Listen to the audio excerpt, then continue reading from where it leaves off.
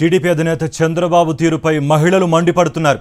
ఈసీకి ఫిర్యాదులు చేసి సంక్షేమ పథకాలు తమకు అందకుండా చేస్తున్నారని ఆగ్రహం వ్యక్తం చేస్తున్నారు. అన్ని విధాలుగా అండగా ఉన్న సీఎం జగన్కి తమ మద్దతు అంటున్నారు. భీమిలి మహిళల అభిప్రాయాలపై మరింత సమాచారం మా ప్రతినిధి రాజ్ కుమార్ అందిస్తారు.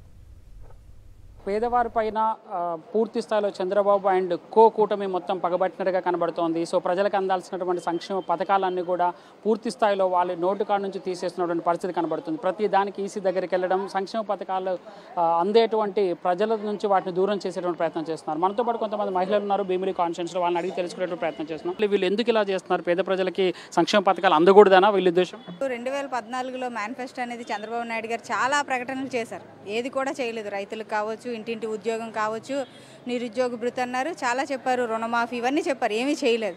బట్ జగన్ సార్ అలా కాదు, మేనిఫెస్టోలో ఉన్న ప్రతిదీ కూడా ఈచ్ అండ్ ఎవ్రీథింగ్ ప్రతిదీ కూడా చేశారు. అన్నీ కూడా జరిగాయి కనుక ఆయనకు వచ్చే పాపులారిటీ చూసి ఎలా అయినా గెలవాలనేసి, ఏ విధంగా అయినా సరే గెలవాలనే విధంగా కూటమి అనేది ఏర్పడింది. ఫస్ట్ ఆఫ్ ఆల్ ఇంకా చేయూత అనేది 4గోసారి వస్తుంది. ఓట్ల ఎలక్షన్ అయ్యాక తప్పకుండా జగన్ సార్ ఇన్ని ఇచ్చేవారు, చేయూత ఫైనల్ ఇవ్వరా అనే విధంగా ఉన్నారు.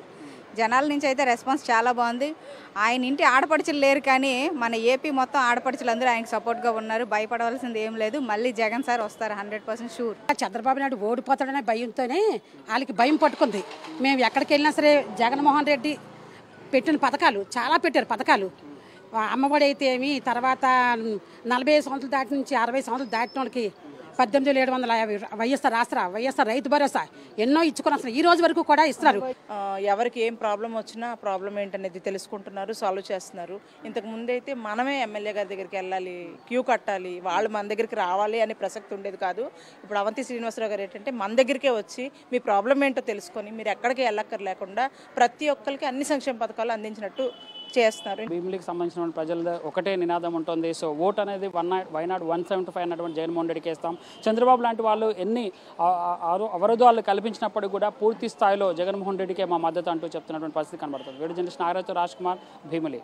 మా నమ్మకం నువ్వే జగన్, మా నమ్మకం నువ్వే జగన్, మా నమ్మకం నువ్వే జగన్.